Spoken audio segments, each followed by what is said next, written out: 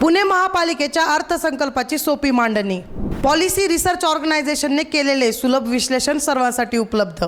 पुणे महापालिकेच्या अर्थसंकल्पाबाबत नागरिकांमध्ये जागरूकता निर्माण व्हावी यासाठी पॉलिसी रिसर्च ऑर्गनायझेशनने याबाबतची सुटसुटीत मांडणी करून ती सर्वांसाठी उपलब्ध करून दिली आहे। नदीकाठ सुधार व पूल याच्या नियोजन आणि पायाभूत सुविधा विकासासाठी एकूण खर्चाच्या 13.30% खर्ची पडतील। नदीकाठ सुधार व पुलांच्या निर्मितीसाठी सर्वाधिक 25.9% निधी प्रस्तावित आहे। सार्वजनिक वाहतूक सुधारण्यासाठी 22.63 निधी राखीव आहे।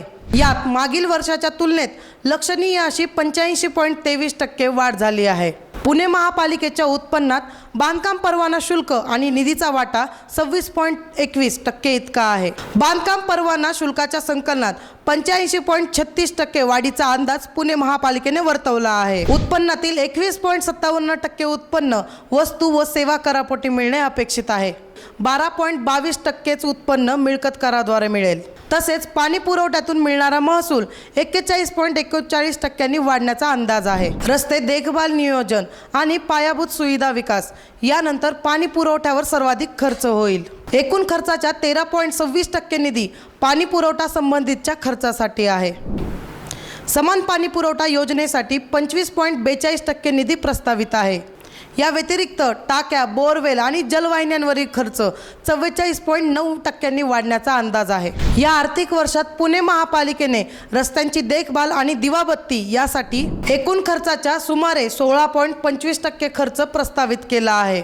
तर रस्त्यांची निर्मिती या उपश्रेणीसाठी जवळपास 70.6% निधी प्रस्तावित आहे। मागील वर्षाच्या तुलनेत यात लक्षणीय 73.36% वाढ झाली आहे। पब्लिक रिसर्च ऑर्गनायझेशनने गोखले अर्थशास्त्र व राज्यशास्त्र या संस्थेच्या सहकार्याने 15 एप्रिल ते 15 मे दरम्यान पुणे महापालिकेच्या अर्थसंकल्पाचा अभ्यास पूर्ण केला। पालिकेच्या मुख्य लेखा व वित्त अधिकारी उल्का कळसकर यांनी यात मार्गदर्शन केले। नेहा महाजन यांच्या नेतृत्वाखाली मुख्य विश्लेषक मनोज जोशी, रुचिता झिंगाडे, डॉक्टर सायली जोग, पूर्वी बोधले आदींनी हा प्रकल्प पूर्ण केला।